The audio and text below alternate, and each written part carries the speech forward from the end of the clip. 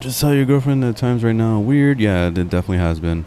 It's best to be safe and take whatever good job you can. Yeah, it's been horrible. We're seeing it firsthand. I do Uber and DoorDash, and it's been horrible.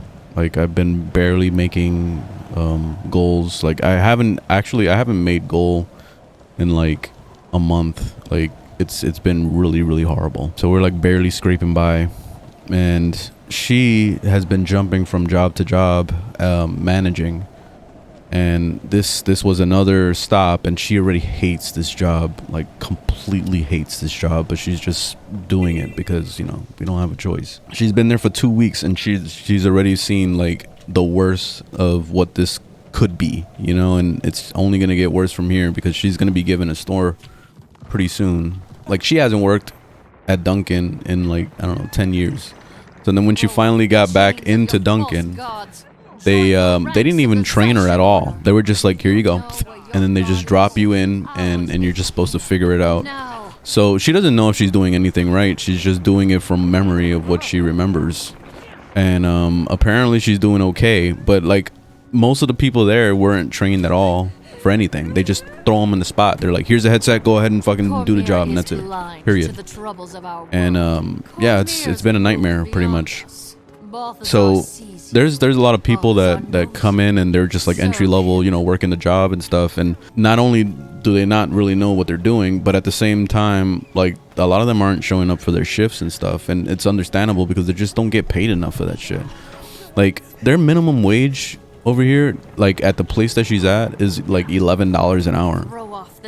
They're trying to pay people $11 an hour to commute out to the middle of fucking rich land, basically, because where she's located is like literally only rich people and like upper middle class people that live up there. And like, how the fuck, like, there's no way you could possibly live out there with that kind of pay, not unless you were like the student or the kid of somebody that lived out there, like, you know what I mean, like the one of those, a family or something. That's the only way. Like, if you were trying to like build your own family and stuff, like, you have to live in the hood or something. Like, we live in the hood pretty much. So like, this area fucking sucks. Like, my area where I live in, like, I definitely, like, I wish we could move out. We were trying really hard to move out this year, earlier in the year, but then shit hit the fan with this whole inflation and all this shit that happened. So like, it just ruined every plan. And the biggest mistake that I made was applying for a 6-month lease because I thought I was gonna leave. I was really set on just saving money to like move out, but then everything turned horrible, and I ended up paying $200 more in rent than I should have just to do that. So I basically fucked myself over, and now I renewed my lease again for like 15 months because it's the cheapest one I could get, but I'm paying the same amount. So basically I'm paying like $300 more now in rent because of my stupidity of not knowing the future. So yeah, so it just totally ruined everything. Like, we're just like struggling right now, but we're just trying to stay strong and continue on. I'm trying to get like an actual real job because I can't with this fucking Uber anymore, man. I'm done with this shit. It's super oversaturated now because everybody and their mom is doing it, and I know why. It's pretty obvious because every fucking like food service and customer service job out here sucks ass. Every single one of them. Like, they're all horrible. They make you do like dumbass hours, and then they don't want to pay you at all. Like, if they could, I bet you they would outsource like people from like India and stuff for like $2 an hour and just have them live over here. Like I think that would probably be the next thing that these corporations and all this shit are gonna start doing. They're gonna start like I think that would probably be the most beneficial thing for them to do is like make some like a company housing or something, and then just have people live on the company housing and just like force them to work in your business basically through that. I feel like that would be the best thing, but I don't know anybody that actually does that. Which, honestly, that wouldn't be terrible if companies actually like gave you some like assistance with rent or something, because rent is like the biggest problem, I think. Like, if it wasn't for rent being this high, then we would definitely be in a better standpoint. you know, be able to actually save money and stuff. Because like $15 an hour, like, yeah, in California is $15 an hour. Oh, that's horrible. Like, you can't live off of that shit. I know in California, your gas and all that shit is like insane. Like, it's like, what, $7 a gallon and shit? Like, there's no way. There's no way. Like, over here, even when it's $15 an hour, it's still not enough over here in Tampa. And like, the gas right now is at $3 a gallon. Think about it that way. Like, it's $3 a gallon, which would be like life-saving for Californians.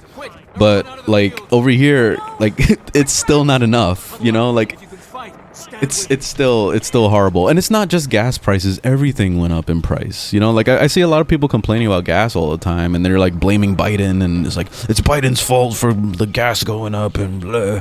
But like, dude, it's everything went up, you know. Rent is up, food is up, gas is up. Like freaking, they're charging $10 more for video games. The price of PlayStation 5s went up in certain countries. Like it's just like everything, man. Like they're just trying to figure out a way to just like inflate prices, but they're not paying people more. So like it's just like it's basically like you're just like widening this poverty gap that's going on. It's pretty fucking sad, man. Like, you know, and it's even worse to see like these people that are living super ultra rich, like they have billions and billions of dollars, and they don't do jack shit for no one. I feel like there should be some kind of limit to how much money you can make. I saw this thing on Reddit where this guy was like saying that there should be like some kind of Squid Games version for rich people, where like if you're worth multi-billions, then they have to put you into this Squid Game thing, and if you lose the Squid Games, basically you lose all your billions and are only kept with 1 billion, and all the rest of the billions that was taken from you goes into housing and to getting homeless off the streets, and you know, like actual good shit that they could be doing with all that money. And I feel like that would be fucking awesome if they did that. Because like, like seriously, what do you do when you reach $1 billion in your life? Like seriously, like $1 billion, like $1 billion is literally unlimited money. Because these rich motherfuckers that have all this money to pour billions into more businesses and into real estate and all this passive income that they could like you know, achieve over their life, it's literally unlimited money for them because they know how to make more, right? Like Elon and stuff, like worth $400 billion, and all he's doing is just making more and more and more and more and more and more. Like it's like, it's ridiculous, man. Like there should be a cap. Like for real, there should be some sort of cap on how much money somebody can make, because that's insane. And like if companies like that could make, like the CEO could make $400 billion, if that same CEO was able to take that money and put a lot of it towards their employees, then imagine how many people would want to work for that company. You know, like people would love to work for that company because they're like, man, but this is like, you know, good pay and good benefits. Like, because not everybody's meant to be you know, a CEO or a business owner and shit. Not everybody's meant to do that. So like it's gotten to the point where you have to be now. Like if you're not trying to start up your own business or do your own thing, then you pretty much won't ever get by. And there's no like job security anymore. There's no such thing as that. They can let you go at any point in time. Like look what happened with Elon and Twitter right now. Like he's just letting people go left and right. Like he don't give a fuck. Like he's just trying to like see if he can get his money back, that 44 billion that he spent on the fucking company.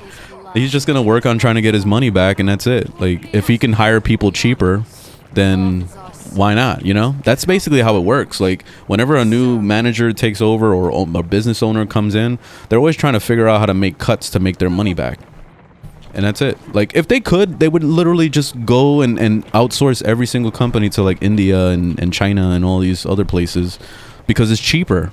You know, like to pay somebody like $2 an hour. Like, yeah, I see why they do it now, man. They're just trying to make as much money as they possibly can. It's like they're just hoarding money, and that's it. It's fucking crazy. Where laws can fuck you and hardly any help for low income. Oh yeah, it's like basically, you know how many people work for like Walmart and all these major corporations like Amazon and all this shit. and then they're barely even scraping by to the point where they need to get food stamps and they need to be on like social security programs and all sorts of like rent assistance and all these other side shit. And it's like, dude, man, like, how is that like good at all? You know, if they would pay a fair wage, then we wouldn't have any of these problems at all. But they don't want to do that because they need to buy another yacht, or they need to have like fucking 16 new cars and shit. Like yesterday, I did an Uber, my last one. I was really upset about it because I took it out of desperation because it was kind of slow. And it took me far as fuck out of my area where I wanted to work. So I was already upset by that. And it's literally in the farthest parts of the entire like gated community. So it's in the back corner part where there's no extra way to get there. It's a dead end area. But this neighborhood that was a gated community was all multi-million-dollar mansions. Like at least probably the bare minimum to buy a mansion there would probably be like 600 million, like for real, like not even joking. Like it was like super grossly overpowered place.